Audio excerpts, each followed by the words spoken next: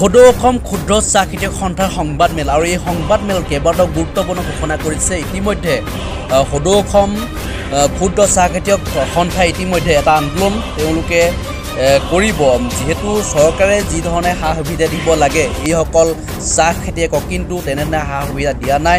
কাৰণ প্ৰতিখন চৰকাৰে এইসকল খেতিয়কক ইতিমধ্যে লঘু লাঞ্ছনাকে আদি কৰি তেওঁলোকৰ উপযুক্ত মজুৰি নিদিয়াক লৈ ক্ষুব্ধ হৈ পৰিছে এইসকল কৃষক।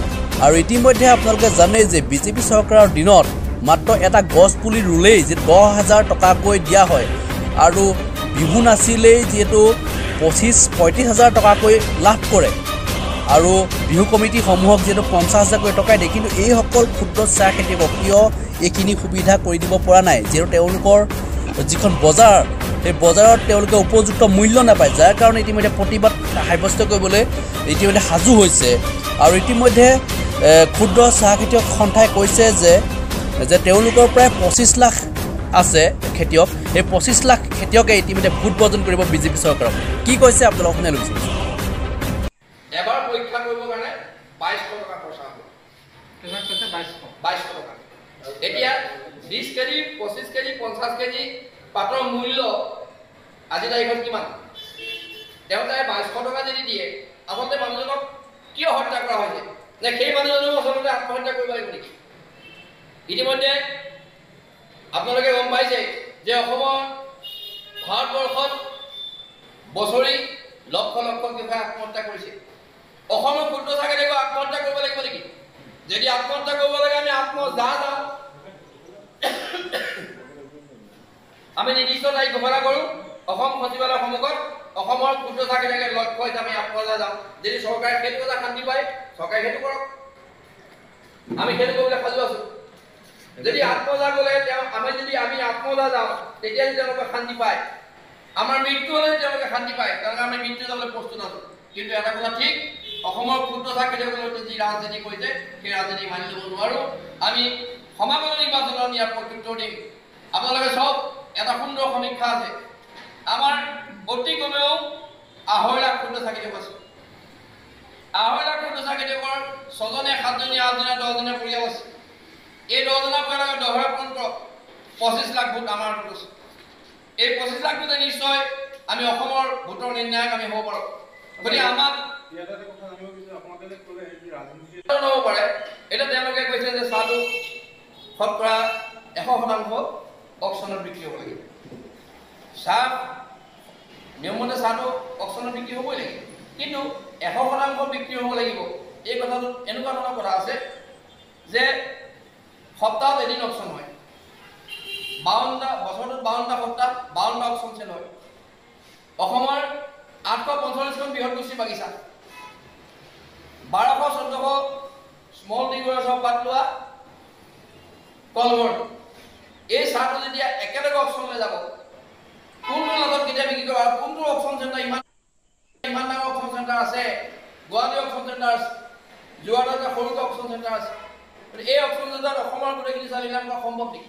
তেওঁলোকে আগতে ইয়াৰ যিটো আন্তঃগাঁথনি তৈয়াৰ কৰি লওক যে আমি অকশ্যনত ইমান সহকাৰে ইমান চাহ আমি লগাব পাৰোঁ, আমাৰ ইমান ডাঙৰ এৰিয়া আছে, আমি ইমান চিন্তাত জমা কৰিব পাৰোঁ।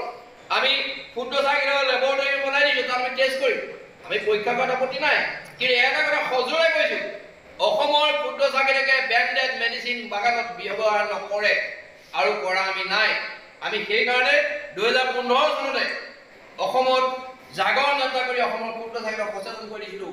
উদ্যোগ বিভাগে, ভাৰতীয় চাহ বোৰ্ডে আমাক কিন্তু সেই সময়ত কোনো ধৰণৰ সহায় জনা নাছিল। সদৌ অসম ক্ষুদ্ৰ চাহ খেতিয়কসকলৰ নিজাৰ খৰচত আমি এই জাগৰণ যাত্ৰা এমাহ ধৰি কৰিছিলোঁ। গতিকে আমি ইয়াৰ জৰিয়তে আমি এইটোহে প্ৰমাণ কৰিব খুজিছোঁ যে উই আৰ এলাৰ্ট, আমি সচেতন। অসমৰ প্ৰত্যেকজন ক্ষুদ্ৰ চাহ খেতিয়ক সচেতন। গতিকে অসমৰ ক্ষুদ্ৰ চাহ খেতিয়কলৈ আঁতালি দিলে মই প্ৰাক্তন সভাপতি এজনৰ মন্ত্ৰী উত্থান কৰিব থাকিম। মই যিকোনো মুহূৰ্তত যিকোনো ত্যাগৰ বিনিময়ত অসমৰ ক্ষুদ্ৰ চাহ খেতিয়ক উদ্ধাৰ কৰিবলৈ মই বদ্ধ পৰিছোঁ। পৰৱৰ্তী সময়ত আমি অসমত যিমান ফেক্টৰী সকলো বন্ধ কৰি দিম। নিৰ্বাচনৰ আগত না নিৰ্বাচনৰ কাৰণে পাতটো ছিঙিব হ'ল। এটা মানে ভাবিছিলে যে এতিয়া প্ৰথম পাতকেইটা আহিছে, পাতকেইটা ছিঙি বিহুটো পাতিম, মোৰ ল'ৰাটো কাপোৰ এযোৰ দিম।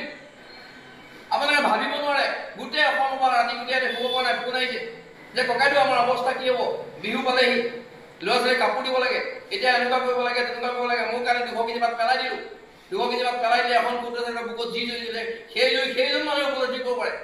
চৰকাৰে সিদ্ধান্তটোক লৈ বিহুৰ আগত আপোনালোকৰ ক্ষুদ্ৰ চাকিৰ কিবা প্ৰতিবাদী কাৰ্যসূচী নিশ্চয় হ'ব পাৰে, নিশ্চয় হ'ব পাৰে। আমি অতি সোনকালে ইয়াৰ ব্যৱস্থা গ্ৰহণ কৰিম। প্ৰয়োজন হ'লে নিৰ্বাচন বৰ্জন কৰিম।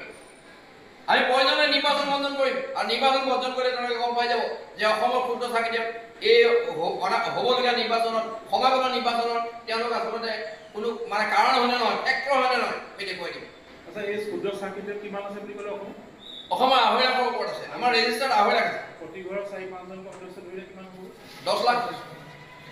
মানে 10 লাখ মানুহে নিৰ্বাচন কৰিব এক প্ৰকাৰ। 10 লাখ নহয়, আপুনি 10 লাখটো মানে আপোনাৰ মই হেৰি মতেহে কৈছোঁ, আৰু বাঢ়িবলৈও আছে, আৰু আমাৰ বাগিচা বনোৱাখিনি কিমান হ'বগৈ পাৰে?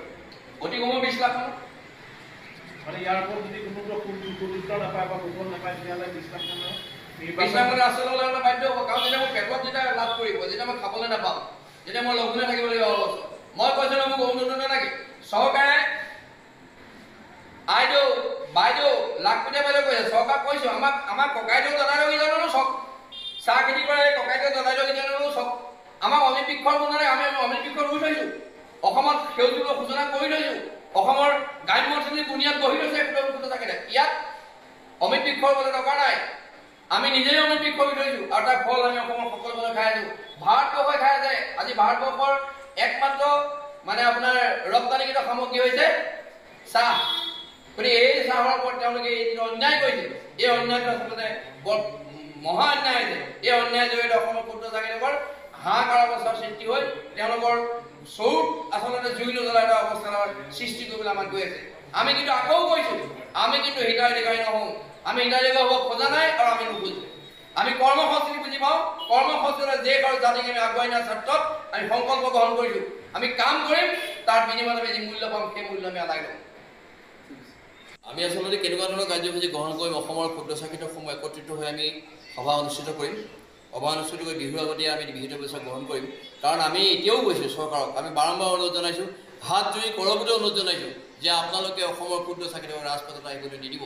তেওঁলোক কৰ্ম সংস্কৃতি পূজাৰী, তেওঁলোকক বাগিচাখনতে সোমাই থাকিবলৈ দিয়ক, নিজৰ চাহ দোকানতে সোমাই থাকিবলৈ দিয়ক। আৰু এইবিলাক মানুহ আচলতে বুজি নাপায়।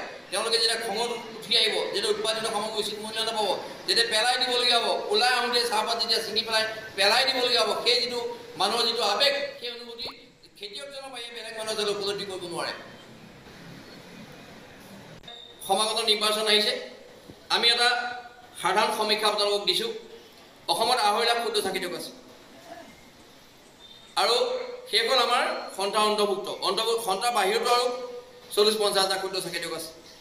এইসকলৰ যদি আপুনি 5ৰো পূৰণ কৰে, চব 12 লাখ 12.5 লাখ মানুহ তাত হ'ল, আৰু ইয়াৰ লগত মানে বনোৱা চব মিলাই প্ৰায় আৰু 4জনকে আপুনি পূৰণ কৰক, আৰু 10 লাখ 20 লাখ মানুহ আমি নিৰ্বাচন বৰ্জন কৰিম।